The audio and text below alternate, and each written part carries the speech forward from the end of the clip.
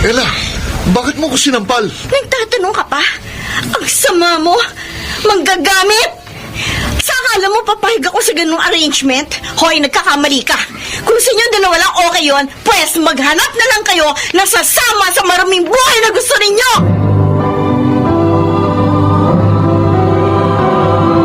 Handog ng DZRH ang dula sa kanyang panahon. Kahit saang aspeto ng buhay, importante ang mahinahong pagpapasya at katapatan upang maiwasan ang may masaktan. Pakinggan natin ang naging karanasan ni Michael sa ating dulang sa kanyang panahon. Talaga, pre? Sinagot ka na ni Ella? Oo, sabi Tyrone. Kaya nga ang saya ko eh. Nagbunga rin ng 6 na buwan na pagtitigaan mo, ha? Tama ka. At ngayong girlfriend ko na si Ella, hindi ko na siya pakakawalan pa. Ibig mo sabihin, yayayain mo na siya agad pakasal? Oo, dahil talagang sigurado na ako sa damdamin ko sa kanya. Ay, wala ka na ng trabaho niyan. Pagkasal na kayo ni Ella. Marami na akong ipon. Kaya okay lang pare. Pwede na akong mag-business. Kung gano'n, iiwan mo na si Franz?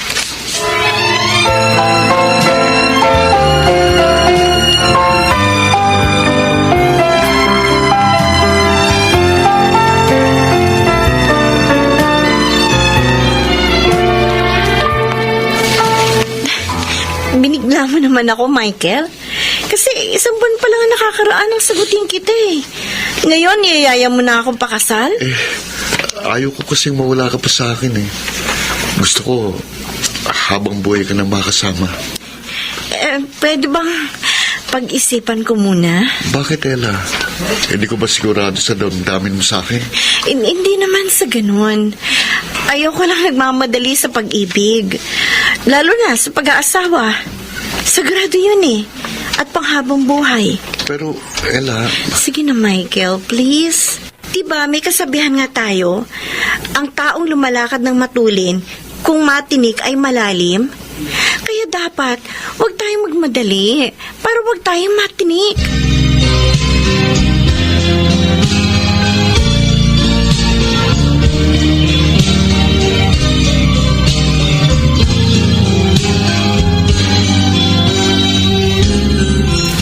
O anak, halika nang kumain. Handa na hapunan. Bay, paborito mo yung niluto ko, sinigang na hipon. Sige po, Nay. Mamayang konti na lang. Bakit para matamlay ka? Niyaya ko pong pakasal na si Ella. Oh. Kaso sabi niya, pag-iisipan pa daw niya eh. Ayaw daw niyang magmadali. Anak, may katwiran naman siya eh. Hindi dapat minamadali ang pag-aasawa. At saka isa pa, gusto mo na mag-asawa, may problema ka pang dapat lutasin. Ano pong problema? Si Franz. Alam na ba niyan may iba ka na? Balak mo pang pakasalan? Hindi pa ho, pero madali na lang yun. Ako na ang bahala doon. Anak, alam mo sa simula pa lang, tutol na ako sa relasyon mo sa kanya. Kahit na nga, sinusustentuhan kanya, pero hindi tama yun. Dahil ginagamit mo siya. Inay, ginagamit din naman niya ako eh. Kaya, manos na lang kami. Sus, Mariosep, ano ka bang bata ka? Saan mo ba nakuha ang ganyang katwiran? Mali ang mamangka sa 2 ilog. Ikapapahamak mo yan.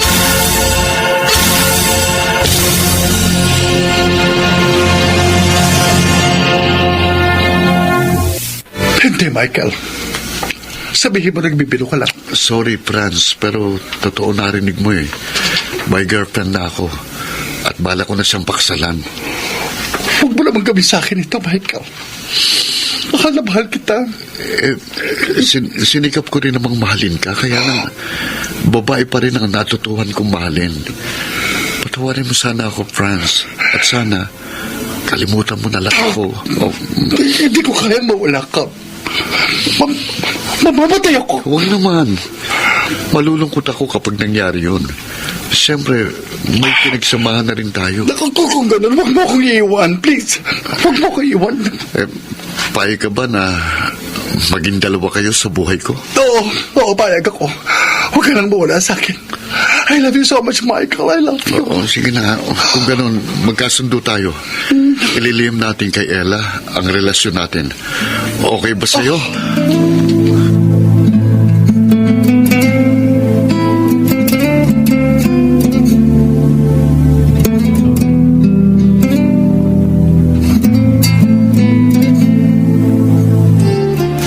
Baklase talaga ang pangakit mo, tol.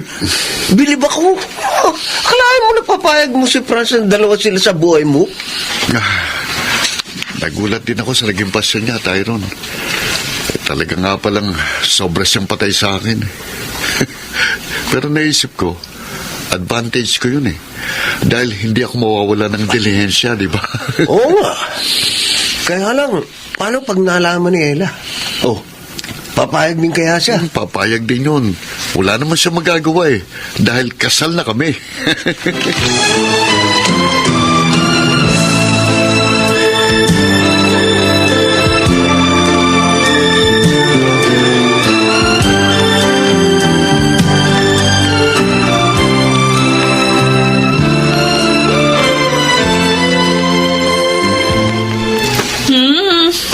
Mukhang ang saya mo yun, Ella. Bakit? Anong meron? Nagpunta sa amin kagabi si Michael. At pumayag na ako makasal kami. Kaya ikaw, mag-ready ka. Dahil kasama ka sa abay namin. Ha? Oh, bakit parang hindi ka masaya para sa akin, Rhoda? May natuklasan ako tungkol kay Michael, ano? Natuklasan? Oo. Ano yun? May iba siyang karelasyon. Hindi, baka nagkakamali ka lang, Rhoda. Kitang-kita ko yung paglalambingan nila doon pa mismo sa bakuran ng karelasyon niya. Kasi kapitbahay ng pinsan ko. Nagkataon na andun din ako sa bakuran ng pinsan ko. Kaya nakita ko lahat. Rhoda, nalaman mo ba kung sinong karelasyon niya? Sorry, Ella, ha, pero ayoko masaktan ka eh. Kailangang malaman mo ang totoo habang maaga pa. Bading! Ang isa pang jowa ni Michael. Pumapatol siya sa bakla!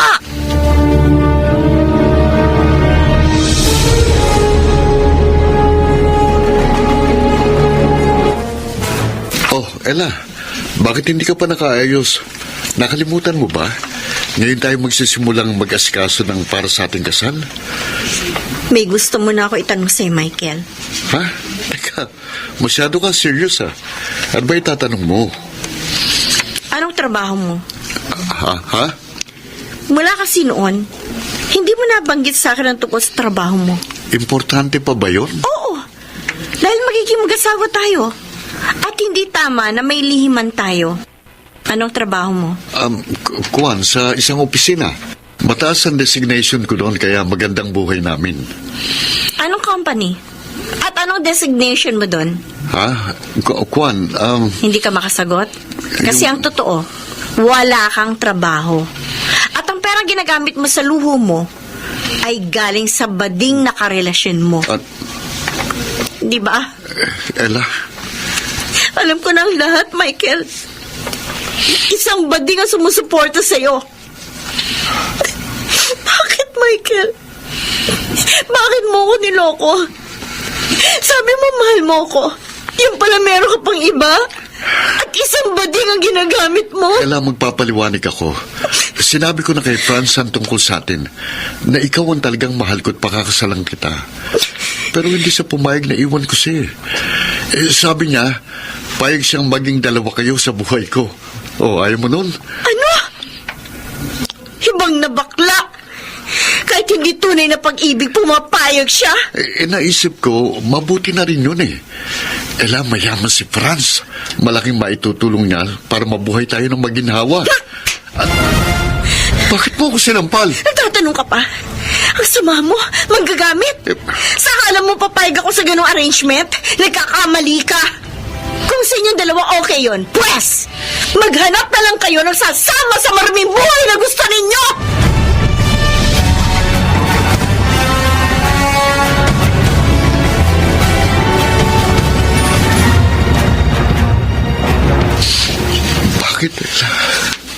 bakit kailangan iwan mo ko? Michael? Anak? Ano ba problema? Bakit ka naglalasing? Nay, Si Ella ba? Nag-away kayo? nalaman po niyan tungkol sa amin ni Franz. Ha? Sinabi ko sa kanya na payag naman si Franz kahit na maging dalawa sila. Basta't huwag ko lang siyang iwan. Pero lalo lang naggalit si Ella. Ano nga ba inaalala ko eh? Kaya nga noon pa pinagsabihan na kita. Nakipag-break na po siya sa akin, Nay. Hindi na matutuloy ang kasal namin ni Ella. Iwan mo na si Franz, anak. Ayusin mo na yung buhay mo. At saka humingi ka ng tawad kay Ella. Malay mo, patawarin ka niya.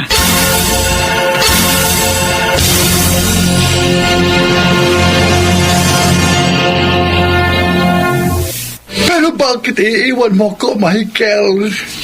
Hindi ko naman kasalanan kung iniwan ka ni Ella. Franz, gusto ko na magbagong buhay. Kaya tapusin na natin ang maling relasyong ito. Mahal na mahal kita. Kaya nga pumayag ako kahit maging dalawa kami sa buhay mo. Si Ella ang mahal ko. Sana matanggap mo na yun. Oh. Gusto ko magbago para mapatawad niya ako.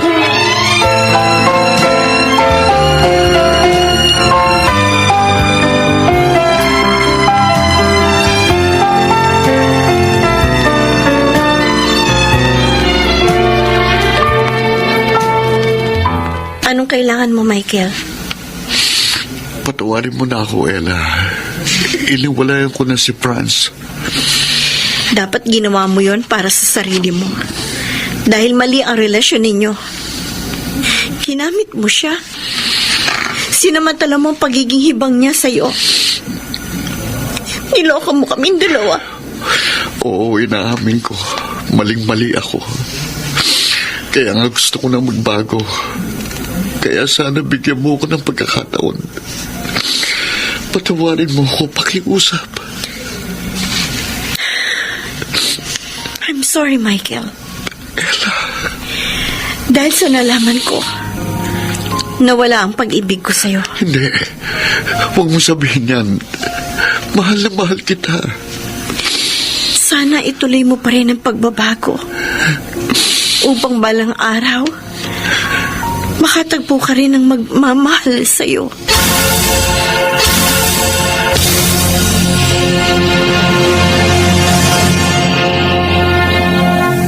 Higit na mapalad ang taong tapat kahit ang buhay niya ay mahirap.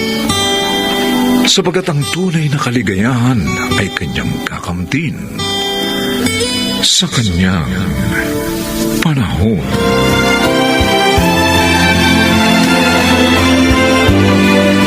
Mga nagsiganap: Phil Cruz, Chiquit del Carmen Amor, Susan Robles, Rosana Villegas, Lionel Benjamin, at Bobby Cruz. Special Sound Effects, Jerry Mutia. Technical Supervision, Eric Lucero at Bong Muyar. Music and Scoring, Buboy Salonga. Ang kasaysayang ito ay mula sa panulat ni Telma Corporal Alcantara at sa pinagsamang direksyon ng inyong lingkod June Martin Legaspi at Bobby Cruz sa kanyang panahon.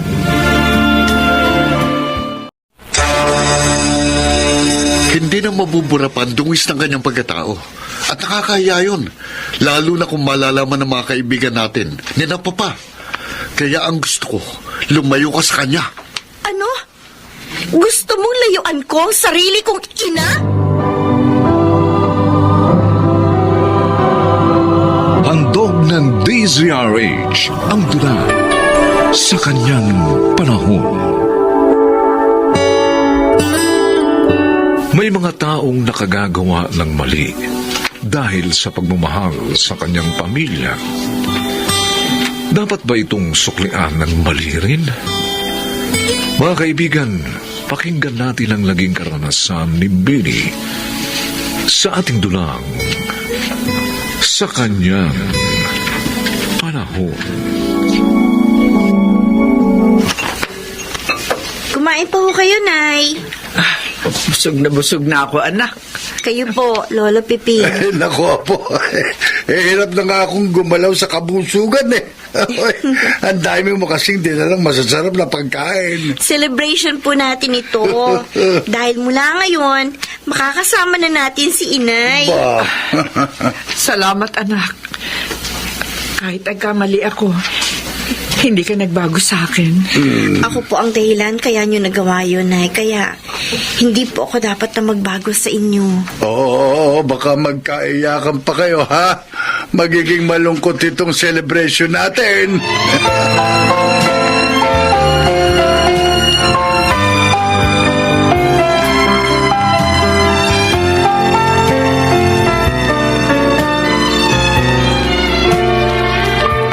Talaga?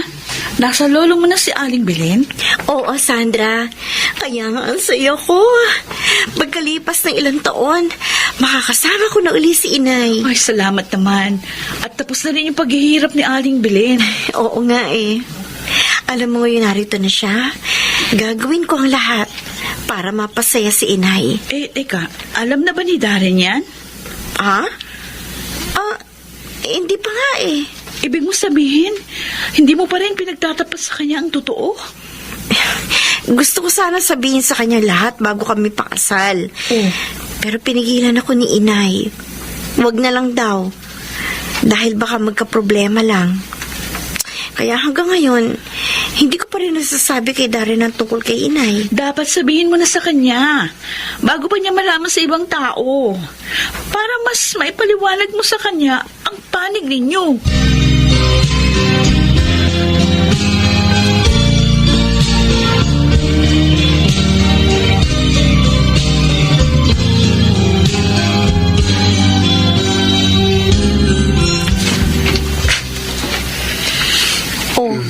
Bakit hindi ka pa nagbibihis, Darren? Hindi ka pa papasok sa office ngayon? Wala akong masyadong gagawin doon ngayon eh, kaya mamayang hapon na akong papasok. Baka hanapin ka ni Papa Delphine. Don't worry. Kahapon pa ako nagpaalam kay Papa. Okay. Mamaya nga pala, aalis ako. Saan ka pupunta? Kay Lola Piping. May mga dadalhin ako sa kanila. Sa kanila? May kasama ba siya doon? Meron, Darren. Ang nanay ko. Ano? Pero ang sabi mo sa akin, wala na rin siya katulad ng yung tatay. Dahil yun ang gusto niya. Ayaw niya magka-problema ako sa relasyon natin. Pero ngayon, kailangan malaman mo ng lahat. Ang totoo. Anong totoo? At saka nasaan siya? Hindi ko rin siya nakita nung dinadalaw kita na Lolo Piping. Dahil wala siya doon. Nasaan nga siya?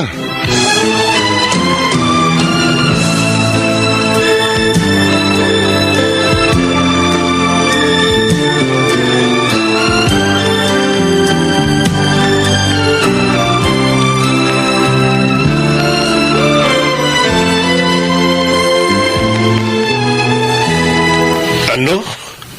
Oh, Diyos ko. Kung nalaman ko lang na gano'n ang pagkatao ni Minnie, hindi ako pumayag na makatuluyan mo siya. Daddy, mabait naman po si Minnie. Oo nga, pero ang kanyang ina. Darren, hindi ko gusto magkaroon ng balaing dating bilanggo. Nadismaya nga rin ho ako nang malaman ko yun. At ngayong malaya ng babaeng yon, ano na? Sa inyo sa titira? Ay naku, Darren, huwag kang papayag. Naintindihan mo? Huwag! Paano ho kung hingin po yun sa akin ni Minnie? Ikaw ang lalaki. Kaya ikaw ang dapat masunod.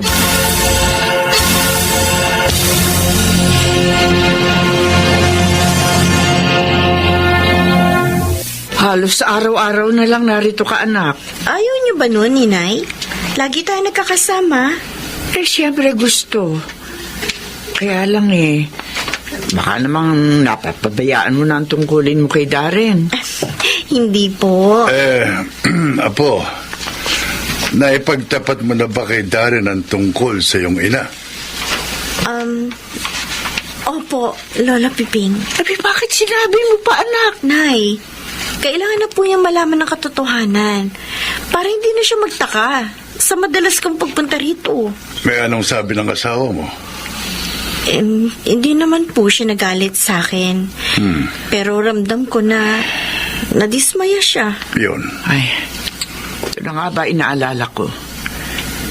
Nagiging problema mo na ako ngayon. Hindi po, Nay. Utang ko nga po sa inyong tagumpay ko. Kaya wag niyong isipin problema ko po kayo.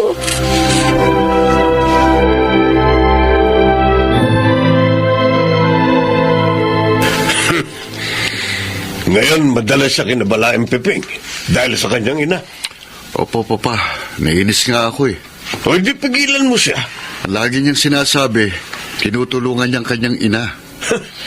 Ayos din naman ng babaeng yun, ano? At sa'yo pa kumukuha ng perang ibinibigay sa bilanggo niyang ina. Hindi naman po, Pa. Dahil kumikita naman siya sa online business niya. Ang ikinaiinis ko po, yung nahahating panahon niya sa akin at sa nanay niya. Kung ayaw mo sa ginagawa niya, patigilin mo siya. Marami namang paraan para maibigay niya ang kanyang tulong sa kanyang ina. Kung hindi po siya makinig. Hiwalayan mo! Papa, Mas ikatutuwa ako kung gagawin mo yon.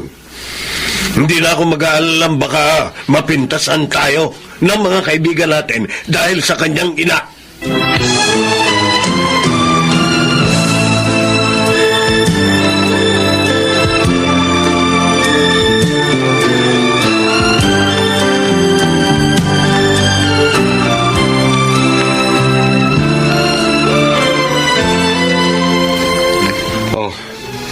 galing ka na naman sa nanay mo, kaya ka ginabi. Pasensya ka na, Darren. Ipinasyal ko kasi si Inay at si Lolo. At malamang, kumain ka na rin kasabay nila. Oo. Pati tungkulin mo sa akin napapabayaan mo dahil sa nanay mo. Hindi naman totoo yan. Naasikaso ko lahat dito sa bahay, Pag umaga, sabay din tayo mag-almusal. May mga pagkakataon nga na, hindi nga lang kita nasasabayan sa hapunan Kita dahil mo na. kasama ko si Inay. Ayoko nga ng ganun eh. Ang gusto ko, pag dumating ako rito, narito ka. Darren, bakit ka ba nagbago? Hindi ka naman dating ganyan, Itigil mo ng madalas mong pagpunta kina Lolo Piping, ha? Kung gusto mong tulungan ng nanay mo, padala mo na lang siya ng pera. Marami namang paraan para magawa mo yon. Darren! Maraming taon kami nagkalayo ni Inay dahil sa kanyang pagkakakulong. Kaya ang gusto ko naman ngayon, makabawi sa kanya. Makasama siya. Huwag mo naman sana ipagkait yun. Bakit ka babawi sa kanya? Kasalanan niya kung bakit siya nakulong. Pusal siya eh. Nagbenta ng sabu. Mabuti nga nakulong siya. Panira siya sa buhay ng tao. Sinampal mo ko? Dahil hinahamak mo nanay ko. Oo, maaaring panira nga siya sa buhay ng iba. Pero Darren, hindi siya lubos na masama. Nagawa lang niya pasukin ang trabahong yon upang maitaguyod ako at mabigyan ng magandang kinabukasan. May kasalanan pa rin siya. Pinagbayaran niya na yon. Pinagbasahan.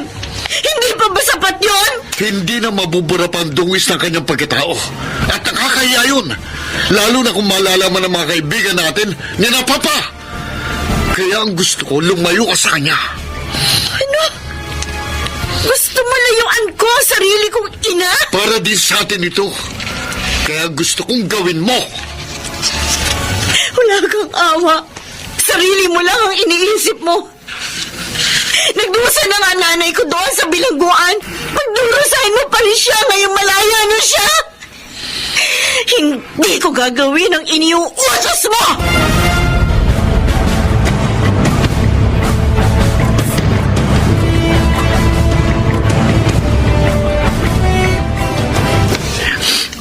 Pasensya ka na sana, anak. Dahil sa akin, nagkahiwalay kayo ng asawa mo. Wala kayong kasalanan, Inay. Si Darren ang may kasalanan. Dahil makitid ang isip niya. Sana hindi na lang ako lumaya. Nay! Ayoko naghihirap ang kalooban mo, anak. Mahal kita. Mahal na mahal ko rin kayo, Nay. At hindi ko po kayo may pagpapalit sa kahit sino lalaki. Naku. Makakaya ko ito, Nay. Makakaya ko ito.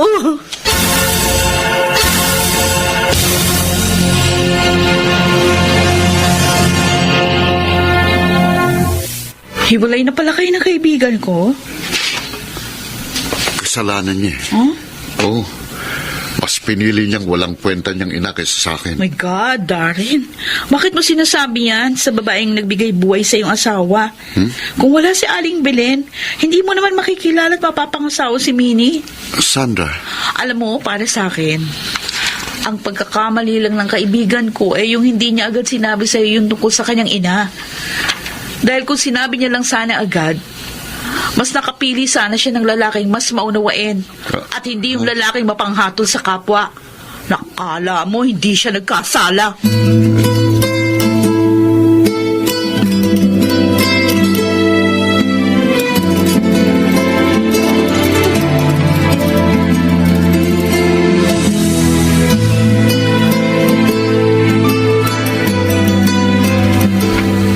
Bakit ka narito? Anak, mag-usap sana kayo na maayos. kayo pong dalawa ni Mining nais kong makausap. Nanay Belen. Nagliwanag na pong isip ko. Patawarin niyo sana ako sa mga ginawa ko. Dati, wala kang alalahanin sa akin. Wala akong galit sa'yo. Maraming salamat po. Minnie, maaari bang magsimula tayong muli? Masaya ako sa mga sinabi mo, Darren. Pero sana, hayaan mo muna makapag-isip ako at maghilom ang sugat na nilikha mo dito sa puso ko. Sige, payag ako. Kapag wala nang sakit nito, ako mismo ang magsasabing, magsimula na tayo.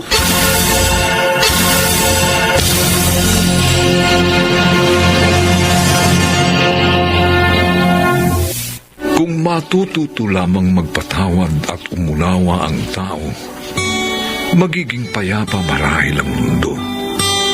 Mababawasan ang gulo at wasak na tahanan. Sa kanyang panahon.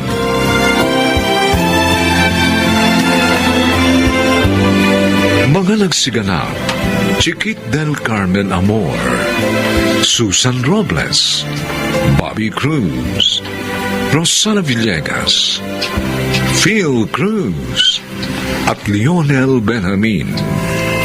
Special Sound Effects, Jerry Mutia. Technical Supervision, Eric Lucero at Bong Buyar. Musical Scoring, Buboy Salonga. Ang kasaysayang ito'y mula sa panulat ni Telma Corporal Alcantara. At sa pinagsamang direksyon ng inyong lingkod, June Martin de Gaspi at Bobby Cruz. Sa kanyang panahon.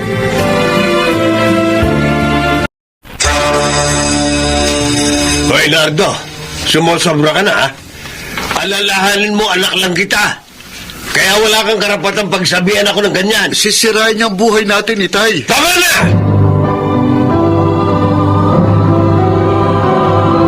Handog ng DZRH ang tula sa kanyang panahon. May mga magulang na inaabuso ang kanilang pagkamagulang. Kaya naman sa bandang huli, sila'y napapahamak. Pakinggan natin ang naging karanasan ni Terrio sa ating dunang sa kanyang panahon.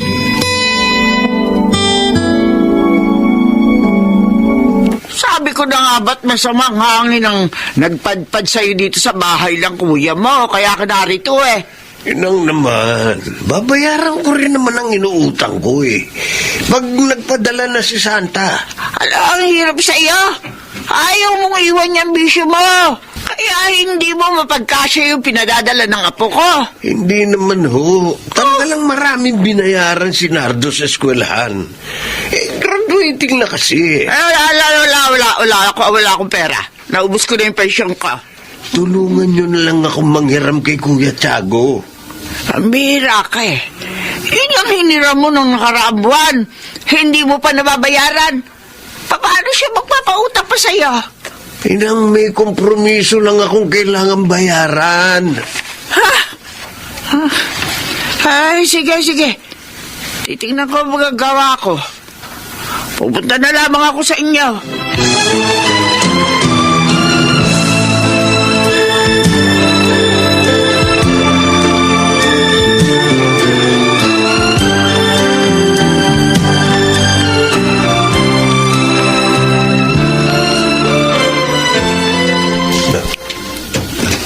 Ay, Lola Pilang, tuloy po kayo. Salamat, Nardo. Ang tatay mo, saan? Umalis po kasama ni Mang Pido. Kumusta naman kayo rin eh? Oh, yung pag-aaral mo, kumusta? Awa po ng Diyos, ilang linggo na lang, graduation na namin. Matutulungan ko na rin si Ate Santa. Natutuwa ako at hindi mo binigo ang kapatid mo. Hindi ka naging gaya ng ibang kabataan na naging problema ng mga nagpapaaral sa kanila. Ayoko po masayang ang paghihirap ni Ate sa ibang bansa, Lola. Kaya lang po, si Itay. Si Teryo, nagpunta sa amin nung makalawa. Nangihiram ng pera. Pinahiram niyo po ba? Ay, hindi. Wala naman akong pera eh. Pero sabi ko, gagawa ako ng paraan. Kaya nga ako narito eh. Dala ko hinihiram niya. Oh, Lola, tiyak po gagamitin niya yan sa mga utang niya sa sugal. Kasi may nagpunta po rito kanina na naniningil. Tatay mo talaga, oo. Paano bang hindi naaawa sa kapatid mo na nagtitiis maging katulong sa iba yung dagat para lang maiyahong kayo sa hirap? Hindi ko na nga lang ibibigay sa kanyang perang ito. Ayokong konsintihin siya sa kanyang ginagawa.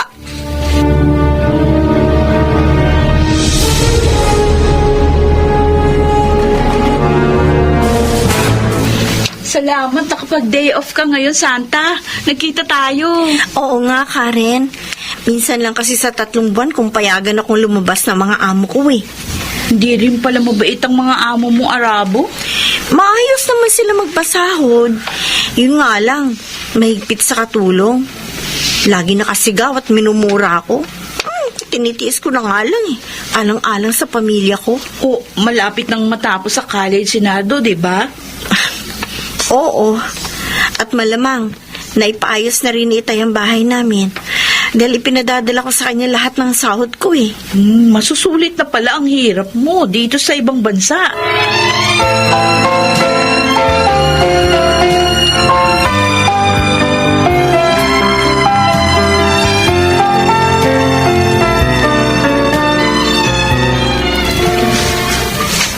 Wala akong puhulan ngayon, Teryo.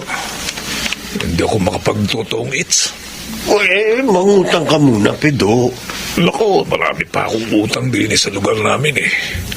Hindi ko pa nga mabayaran eh. Sige. Paihiraman kita ng puhunan. Ha? Bayaran mo na lang pag nanalo ka. Ako, salamat. Oo, sige, babayaran kita pag nanalo ko. Nagpadala na kasi ang anak kong si Santa. Kaya may pera ako. Lakay, yan ang sarap ng may anak sa abroad, no? Laging butyo. Tara na. Hinihintay na tayo kina ako. Teka, sandali. Huwag mo ubusin doon ang puhunan mo, ha? May mas maganda tayong pupuntahan bukas. Mas malaki bigay doon pag nanalo.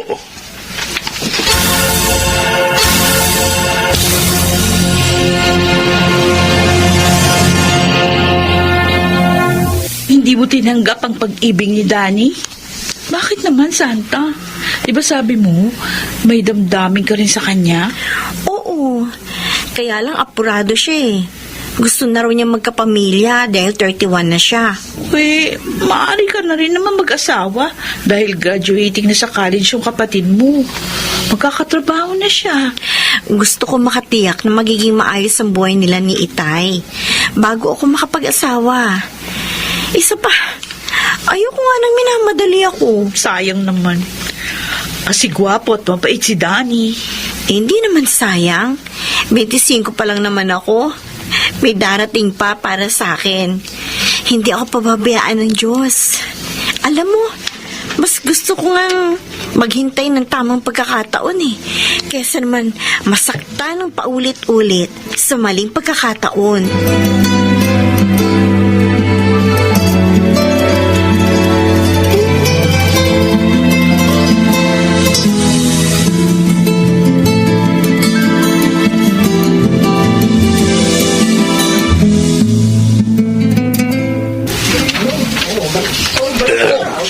Dario, ba't ngayon ka lang?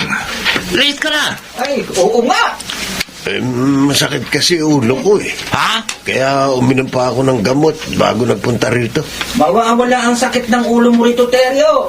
Lalo na kapag nanalo ka. Tama. Kaya kalimutan mo na yung natalo sa'yo kahapon. Talagang maglalaro ako ngayon. Nararamdaman ko makakabawi ako ngayon Kaya isasapa na ako na itong konting perang natitira sa akin. Teka muna, bakit ganon? Baka naman wala na kayong pangkain niya, ha, Teryo? And, para sa graduation ni Nardo ang perang to, pag nanalo ko, maghahanda ako ng engrande para sa kanya.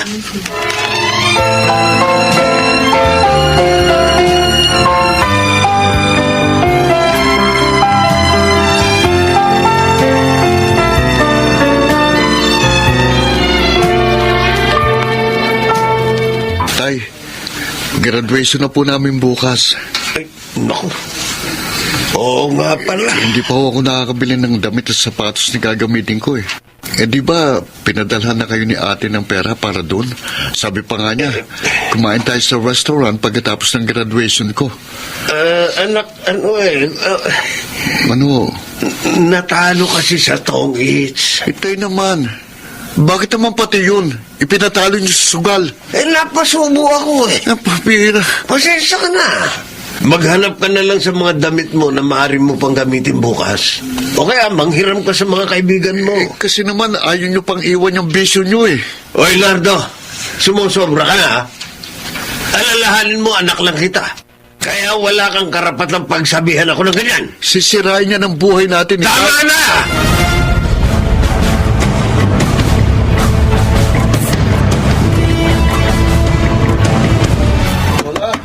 Lola Bilang, saan niyo po itong pinto?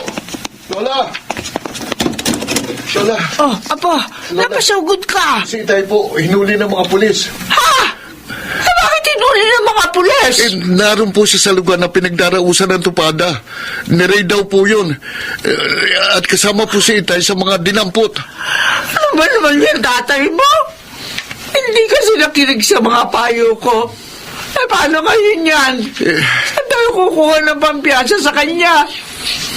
Nasa ospital ba naman ang Chicago mo dahil may sakit?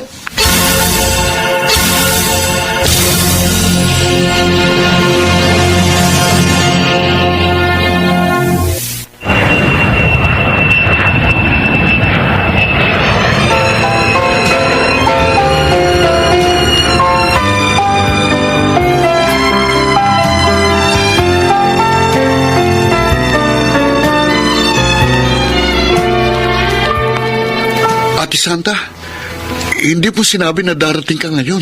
Sinadya ko talaga to para masurpresa kayo, Nardo. Bakit ganito pa rin ang bahay natin? Walang pinagbago? Ha? Inaasahan ko na ipagawa na ito ni Itay. Dahil pinadadala ko sa kanya lahat ng sweldo ko Ano? Pero sabi niya ate, maliit lang daw ang ipinadadala mo. Kaya madalas kapos kami. Hindi totoo yun. Konti lang ang natitira sa akin sa sahod ko. Lahat ipinadadala ko dito para sa inyo ni Itay. Kung ganun, tama ako. Inubos ni Itay sa sugal ang lahat ng kita mo sa abroad.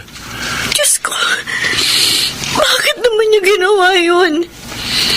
Hindi na siya naawa sa akin. Nasaan si Itay? Wala siya, ate. Pumasada ba ng jeep? Nakakulong si Itay. Ano? Bakit?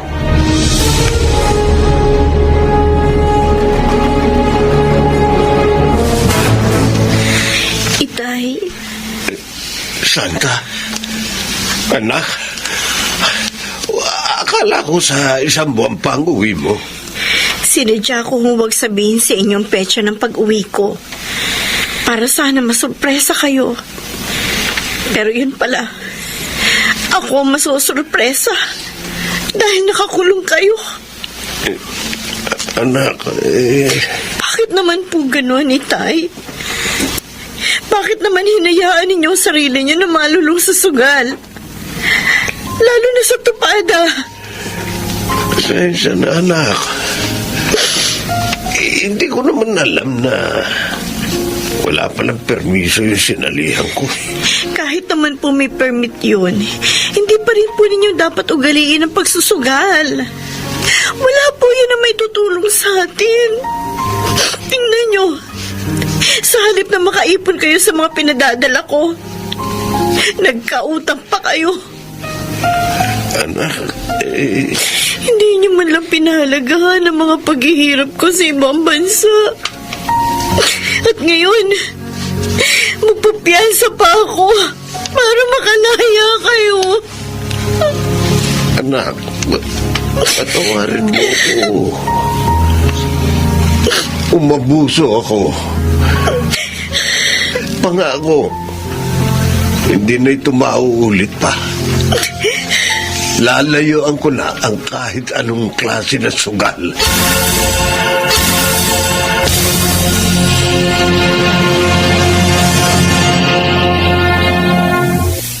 Biyaya ng Diyos sa magulang ang mabuting anak. Kaya naman sana sila'y pahalagahan upang manatili ang respeto at pagmamahal sa kanyang panahon.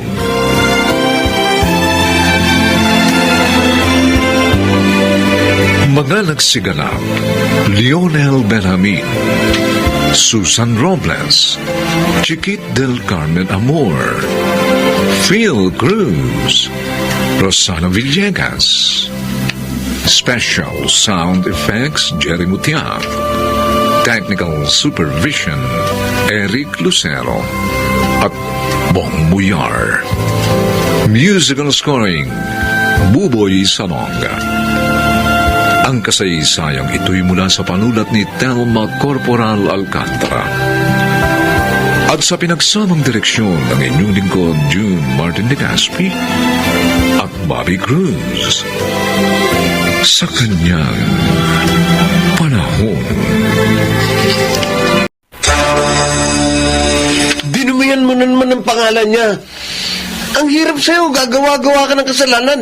Tapos si daddy ang iyong pinahihirapan. Tumigil ka na nga, kuya! Matakot ka sa mga ginagawa mo. Huwag mong kalilimutan, hindi natutulog ang Diyos.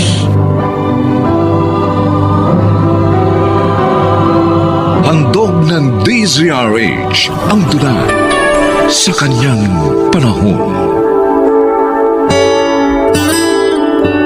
May mga abusadong magulang, ngunit higit na marami ang abusadong anak. Sinisira ang magandang pangalang nilikha ng magulang. Mga kaibigan, narito po't pakinggan natin ang naging karanasan ni Tyrell sa ating dulang sa kanyang panahon. Talaga, Kuya Randy, ikakasal na kayo ni Menchi. Oo, tol. Okay lang naman eh. Dahil nasa right age na kami. Pareho ding may stable job. Oo, tama. At bukod doon, kilalan nyo na ang isa't isa dahil 3 taon na kayo mag-steady. Talagang magpapabigti ka na, ha? Tyrell, hindi pagbibigti ang makasal sa babaeng mahal mo. Ayaw nga pala, mahal mo si Menchi.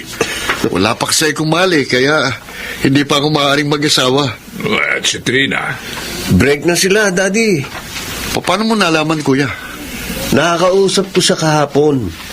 Sabi niya, kung pwede raw tulungan ko siya para magkaayos kayo. Kahit sino pang gawin niyang padrino, wala nang mangyayari. Sawa na ako sa kanya, kaya ayoko na. Tyrell, anak ng kaibigan ko si Trina, ha? Laging tumutulong sa akin dito pag eleksyon. Hindi ka ba nahiyang saktan ng damdamin ni Trina? Daddy, kahit hindi kayo tulungan ng papa niya, mananalo pa rin kayo. Dahil mahusay at mabait kayong chairman. At alam ng lahat yan dito sa barangay natin. Ang kaso, sinisira mo naman ang pangalan niya. Kung ano-anong kalokohan ang pinapasok mo. Naku, buti pa. Pumasok na ako sa office. Ako na naman ang nakakita nyo eh.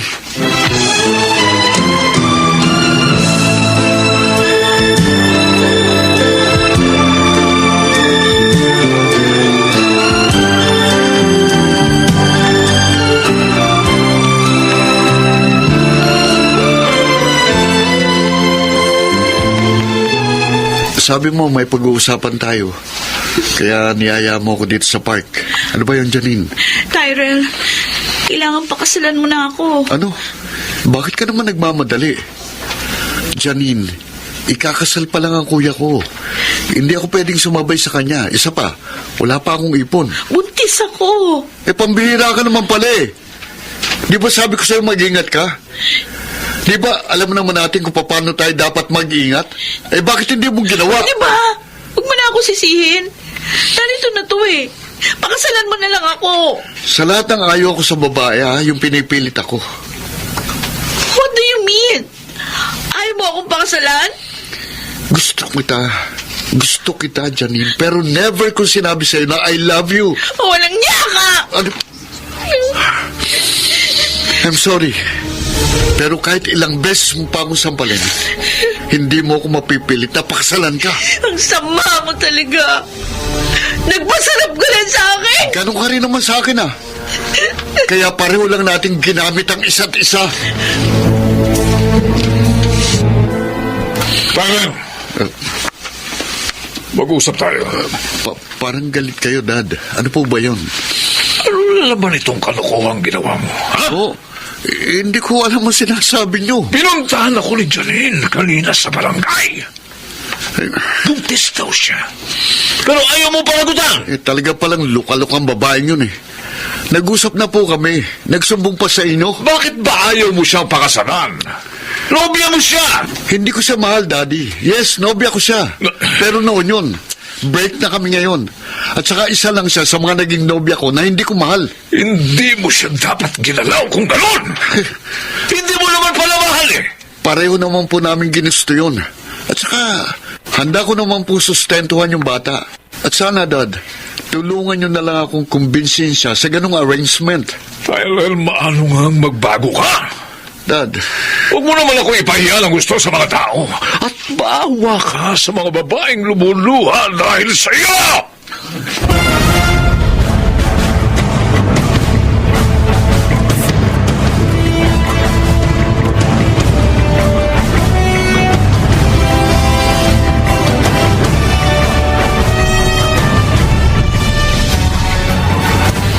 Naparito ka na naman, Tyrell. Sina, ano bang iniyayaw mo sa akin? Guwapo naman ako. May magandang trabaho. At babaero. Ah, Balita dito sa lugar natin ng pagkababaero mo, ang mga babaeng pinaluha mo. Sina, Alam mo ba sa ginagawa mo? Napipintasan si Chairman Samuel dahil sa'yo. hindi ko naman gagawin yun sa'yo eh. Hindi kita lolokohin. Kaso nga, hindi kita mahal. Kaya pasensya na. Iba na lang ang ligawan mo.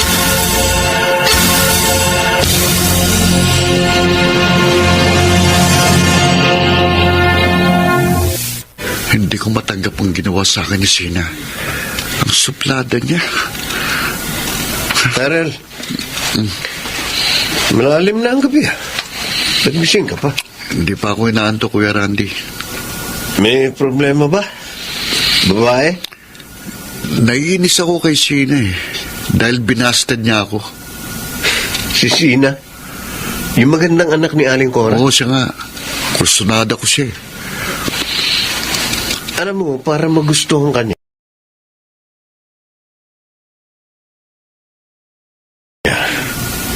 iwan mo na ang pagiging playboy at mayabang. Kuya Randy naman. Huwag ka mainis. Eh, Totoo lang naman ang sinasabi ko eh. Gayahin mo kami ni Daddy.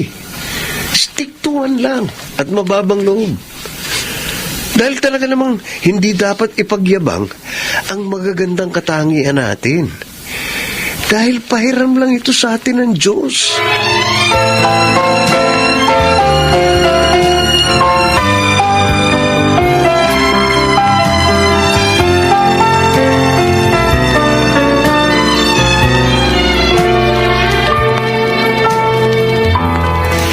Ay, ang tagal naman ng tricycle. Ito ang mahirap dito sa lugar namin eh. Pag malalim na ang gabi, madalang na yung sasakyan. Kung bakit naman kasi, hindi ko maiwan si Chona. Kawawa naman eh. Hilong-hilo yung tao. magandang gabi, Sina. Ay, Tyrell. Ito naman, nagulat mo naman ako. Yeah, natin na kita sa inyo. Madalang na ang tricycle ngayon. Ay, hindi na, wag na. Ay. Meron pa naman darating eh. Isa pa, nakainom ka. Kahit nakainom ako, kaya ko pa rin mag-drive.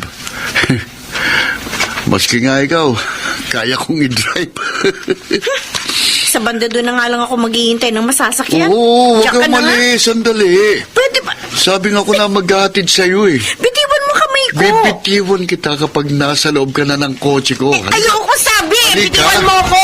Ay, huwag ka nang pumalag. Sisigaw ako. Ayaw mo tumahimik? Ha? Ito, Tanyo. Ano? itong amuyin mo. Oh. Amuyin mo yan para matahimik ka.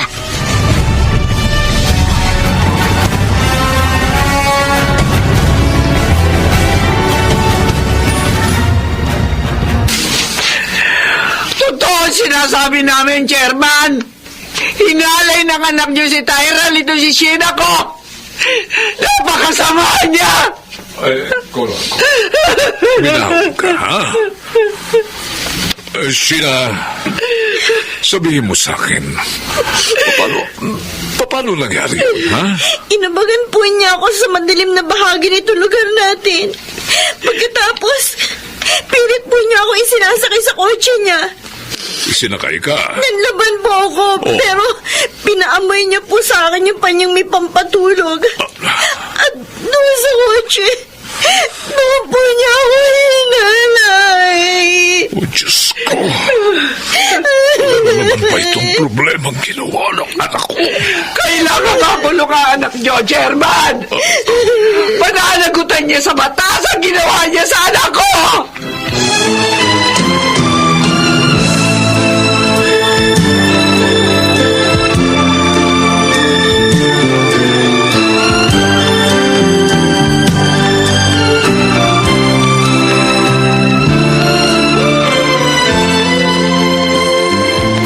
Tyrell, saan ka pupunta? Magtatago ako, kuya. Bakit mo gagawin yun? Anong gusto mo? Magpakulong ako? Hindi ako bobo para gawin yun. Bahala na si Daddy dyan. Dinumihan mo na naman ang pangalan niya. Ang hirap sa'yo, gagawa-gawa ka ng kasalanan, tapos si Daddy ang iyong pahihirapan. Tumigil ka na nga, kuya! Matakot ka sa mga ginagawa mo. Huwag mong kalilimutan, hindi natutulog ang Diyos.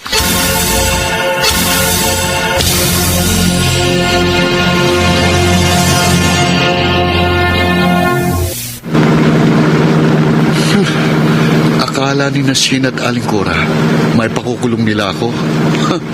Nagkakamali sila. Hindi hahayaan ni Daddy na makulong ako dahil masisira ang kanyang malinis sa pangalan. Kaya sorry na lang silang mag-ina. Magtatago muna ako ngayon para makaiwas. Kapag naareglo na ni Dading lahat at saka ako lilitaw at babalikan kita, Sina, mananagot ka sa pagsusumbong mo sa akin sa Daddy ko. Kaya, may truck! Mapapagka ako!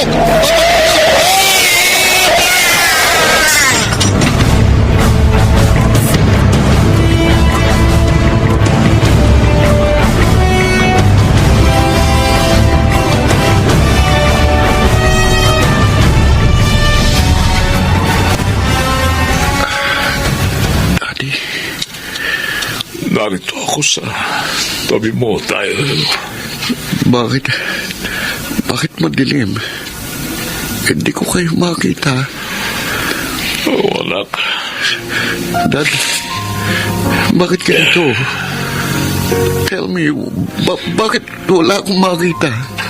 Anak, ang mukha mo't mga mata,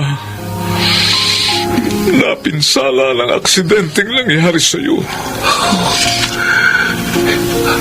Ang ibig niyo sabihin, pangit na ako, bulag pa. Kaya wala akong makita. Anak.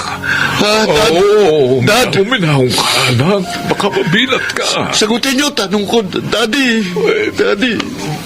Maaari naman daw ipagamot yan ang iyong mukha para mabalik sa dati lang. Kaya lang, ang mga mata mo, hindi na alam. No! Ayoko mabulag, Daddy. Ayoko rin pumangit. Tyrell, anak. Oh, Diyos ko. Bakit ako nagkaganito? Bakit mo ako pinabayaan? Huwag mong sisihin ang Diyos. Marahil paraan niya ito para imulat ka sa iyong pagkakamali. Daddy, paano na ako mabubuhay ngayon? Pangit na ako at walang silbi. May pag-asa ka pa, anak. Binuhay ka pa ng Diyos sa aksidenteng iyon. Marahil upang bigyan ka ng pagkakataong magbago.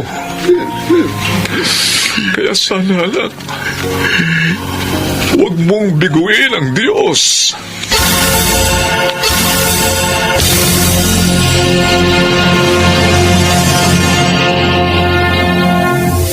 Kapag malaki na ang anak, hindi na kayang paluin ng magulang. Ngunit huwag sanang malimutan na nariyan siya upang magparusa sa mga kalabisan sa kanyang panahon.